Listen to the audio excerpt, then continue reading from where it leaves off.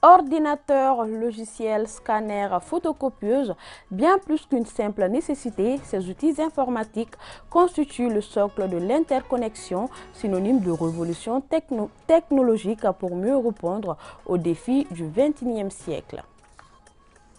Les jeunes de Magnambougou en commune 6 du district de Bamako disposent désormais d'un complexe sportif. Il est dénommé Foot Loisirs. Ce site, promu par Makam Makasuba, abrite fièrement 3 terrains de jeu répondant aux normes requises. L'inauguration de ce joyau a rassemblé une foule distinguée. Voilà pour le sommaire, mesdames et messieurs, bonsoir et bienvenue dans cette édition. Il est presque indispensable dans l'exécution des tâches administratives. Il s'agit de l'outil informatique. Il doit son caractère indispensable à la facilité qu'il accorde aux utilisateurs. Son influence transcende les données fonctionnelles pour façonner notre manière de travailler et de communiquer et par ricochet notre façon de vivre. Awa Sidibi. Dans le domaine de l'administration, les outils informatiques jouent un rôle primordial car ils facilitent la réalisation rapide des tâches administratives de façon sécurisée et efficace. Devenus quasiment indispensables, ces outils représentent une base solide. Il y a quelques années, lorsqu'on me demandait en fin d'année de faire l'inventaire de nos biens, en début décembre, j'attendais tout juste le 1er, le 2 ou le 3 janvier pour envoyer au service habilité à les recevoir. Mais aujourd'hui, avec l'outil informatique, j'attends voir que l'exercice soit clos le 31 décembre. Je viens le lendemain, le surlendemain. En 2 minutes, je rentre dans le logiciel me tire tout ce dont j'ai besoin. Je vous dis que 80 à 90% de nos tâches sont exécutées grâce aussi qu'au maths. Par exemple, auparavant, le travail que je devais faire en 10 heures, aujourd'hui je fais en 30 minutes. Un établissement d'enseignement supérieur, sa crédibilité, c'est la formation. Et par crédibilité de la formation, ce sont les évaluations, ce sont les notes, ce sont aussi les relevés des notes, les attestations. Mais aujourd'hui, avec l'outil informatique, nous ne faisons que la saisie.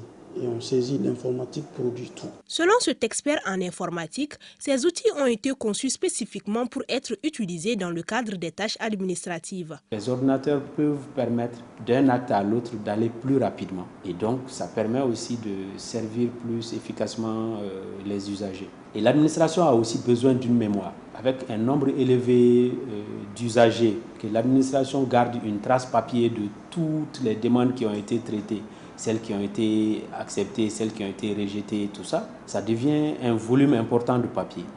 Donc, les ordinateurs permettent en fait de réduire considérablement ces volumes de stockage. Cependant, l'utilisation de ces outils informatiques ne garantit pas l'absence d'erreurs lors du traitement des tâches administratives. Il faut d'avoir un outil performant. Nous avons le bureautique, tout ce qui est Excel, PowerPoint, Word. N'importe qui voulant travailler aujourd'hui. Après nos établissements, on ne donne plus un stylo à quelqu'un qu'on recrute. Qu'est-ce qu'on te donne? C'est un ordinateur. Donc, il faut former un peu mieux ces usagers. Sinon, les ordinateurs permettent d'éviter la plupart des erreurs. Même si vous ne savez pas écrire un mot et que vous l'écrivez à peu près, si vous savez rechercher les outils de correction, les ordinateurs vont vous proposer des alternatives. Ils sont présents dans pratiquement toutes les administrations, entreprises. Et avec la progression technologique, la non-utilisation des outils informatiques sera une tâche très compliquée. Comme tout espace social, l'impact du grain dépend de la manière dont les participants tirent profit. Si certains y participent principalement pour des discussions constructives, le contraire se produit pour d'autres. On dira alors que le grain est devenu le revers de la médaille. C'est ce qui ressort de ce reportage signé Samba Sanougou.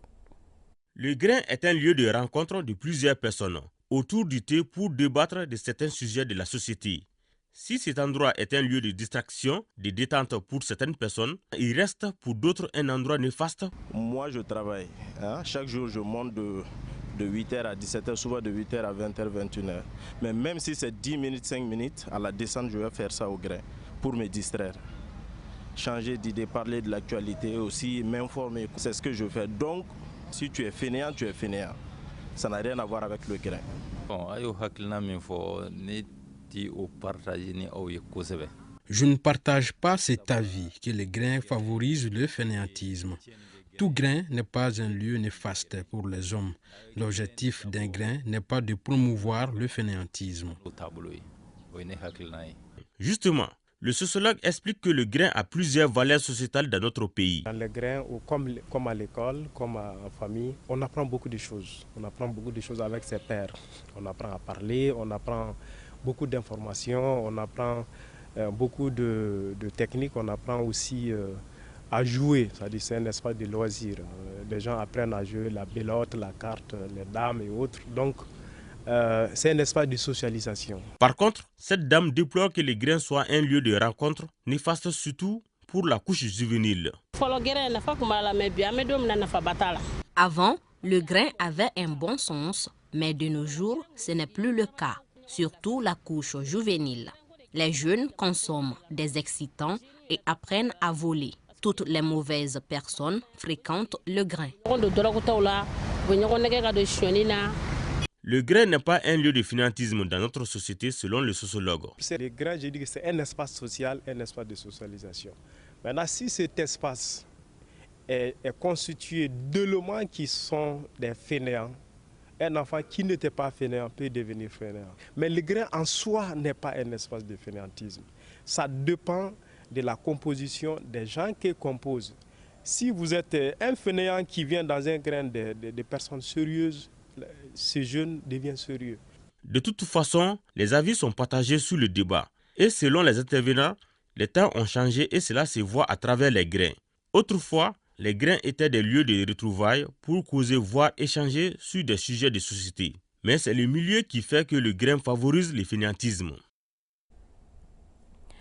On la voit un peu partout au bord des artères, sur les étals, dans les marchés ou encore avec des vendeuses ambulantes. Il s'agit bien de la pastèque, un fruit très apprécié pour son goût et sa saveur rafraîchissante. Depuis un certain temps, ce fruit est abondant sur le marché, attirant le regard admirateur de nombre de passants. Hawa Sidibi. La pastèque est un fruit très apprécié pour son goût sucré. On le retrouve actuellement sur toutes les artères dans la capitale. Si certains en consomment en raison de sa teneur en sucre naturel, pour d'autres c'est un excellent rafraîchissant. L'amour de la pastèque est une histoire de famille, c'est pourquoi j'en achète tout le temps. Aujourd'hui, le prix est abordable. La pastèque de 1000 francs CFA ou 2000 francs CFA est suffisant pour la famille. Bien que ce soit la période d'abondance, certains clients trouvent que la pastèque est vendue cher actuellement. Je trouve que la pastèque est un peu chère. Normalement, c'est pendant la période de fraîcheur qu'elle est abondante, mais jusqu'à présent, on n'en voit pas assez. Nous avons beaucoup marchandé pour celui-ci. Finalement, le vendeur me l'a cédé à 2000 francs CFA.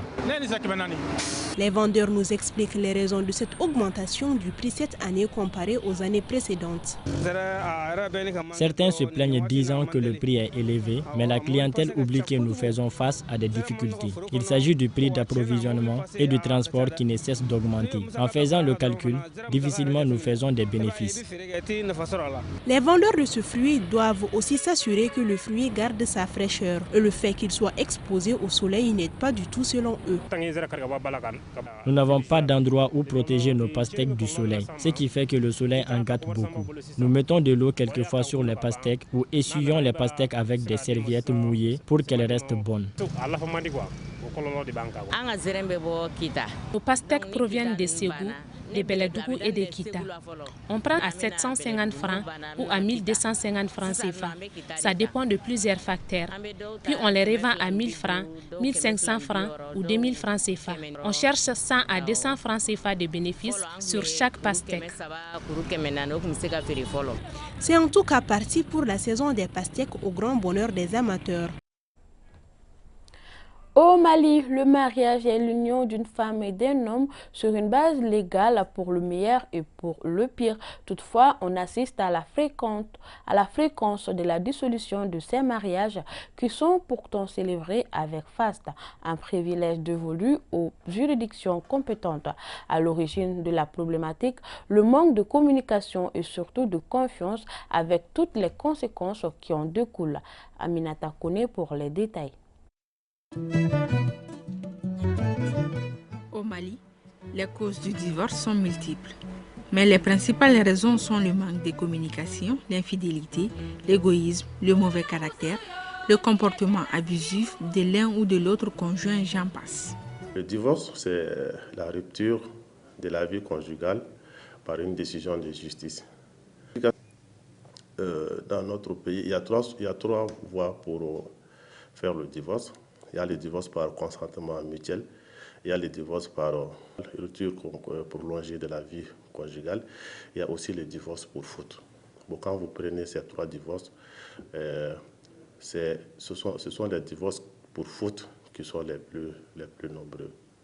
Selon les démarcheurs du mariage, le divorce impacte négativement non seulement l'éducation des enfants, mais aussi la vie des deux époux dans la société. Les fréquences de divorce sont multiples et on peut citer quelques raisons. Et d'abord, il y a le fait que les belles-filles et les belles-mères ne s'entendent pas. Ça, c'est les premières causes du divorce. Ensuite, ça, c'est entre les époux même.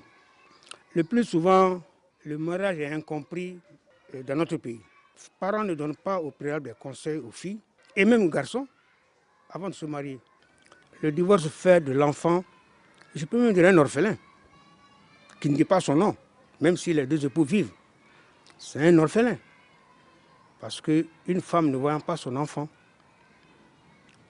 et à côté de son père, pour essayer de les éduquer, c'est un problème pour l'enfant. Selon les prêtres, les multiples divorces ont plusieurs causes. Pourtant, c'est un acte qui n'est pas recommandé. Avant le mariage, nous pouvons citer quelques facteurs. Premier facteur, lorsque le mariage a été voulu par les parents. Toujours avant le mariage, c'est lorsque les conjoints entrent dans le mariage par intérêt. Les imams disent que le divorce est fréquent de nos jours. Cela est dû au fait que les mariés ne cherchent pas à se connaître en profondeur tant sur les réalités familiales que sur la moralité du partenaire. De nos jours, les divorces sont nombreux. Selon notre compréhension dans l'islam, les gens n'ont pas cherché à se connaître avant de se marier, parce que chaque famille a sa coutume et son éducation. Si les éducations sont différentes, il serait très difficile de vous comprendre entre vous. Le manque de communication et la différence des éducations sont quelques-unes des grandes causes des divorces. Nos interlocuteurs nous ont fait savoir que de nos jours, le taux de divorce est très élevé par rapport au pourcentage des mariages et que le phénomène aujourd'hui devenu un problème de société s'explique par plusieurs causes. Un mot de sport avant de clore cette édition. Les jeunes de Bamako ont désormais un espace pour pratiquer le foot.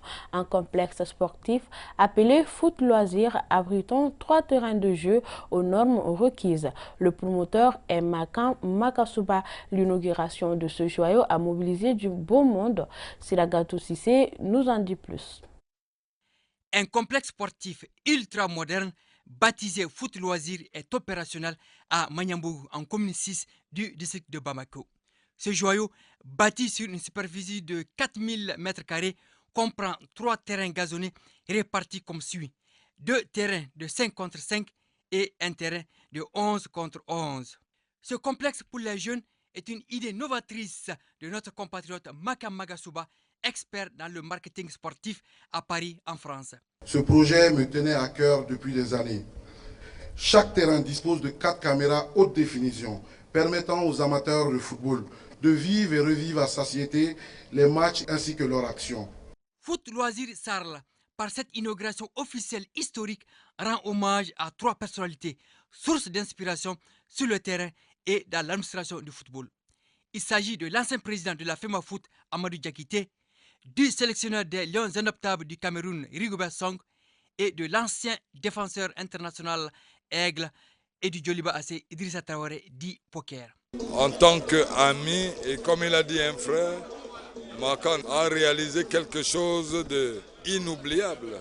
Parce que je dis, ça démontre le développement du sport et du foot en général. À côté d'une personne comme Makan, qui nous a encore aujourd'hui démontré toute la grandeur de son cœur, toute la largesse de sa bonne volonté. Donc c'est pour moi un plaisir, un honneur aujourd'hui d'être ici à Bamako, et très précisément dans cet endroit qui est magnifique. La cérémonie a enregistré la présence d'une gamme d'invités triés sur le volet. Aux gestionnaires de foot loisirs de veiller sur l'entretien de ce joyau. C'est la fin de cette édition. Merci à vous de l'avoir suivi. Bonne suite de programme sur ERTM2.